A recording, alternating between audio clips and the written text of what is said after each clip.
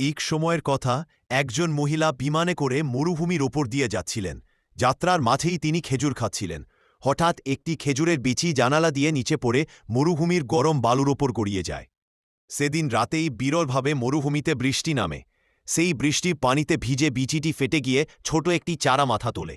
কয়েকদিনে চারা একটু বড় হয়, কিন্তু নির্মম রোদে শুকিয়ে যেতে থাকে। ঠিক তখনই এক ক্লান্ত উট এগিয়ে এসে তার মুখে জমে থাকা পানি আস্তে আস্তে চারাটির গোড়ায় ফেলে দেয়। পানি পেয়ে চারা আবার প্রাণ ফিরে পায়। মাস কয়েকের মধ্যেই ছোট চারা বিশাল খেজুর গাছে পরিণত হয়। পথচারীরা গাছের ছায়ায় বসে বিশ্রাম নিতে আর জ্বরে পড়া মিষ্টি খেজুর খেয়ে তাদের ক্ষুধা মিটত। গাছটি সবার আশীর্বাদ হয়ে ওঠে। কিন্তু একদিন ভয়ঙ্কর ঝড় এলো। প্রচণ্ড দমকে বিশাল খেজুর গাছটি উপড়ে পড়ে যায়।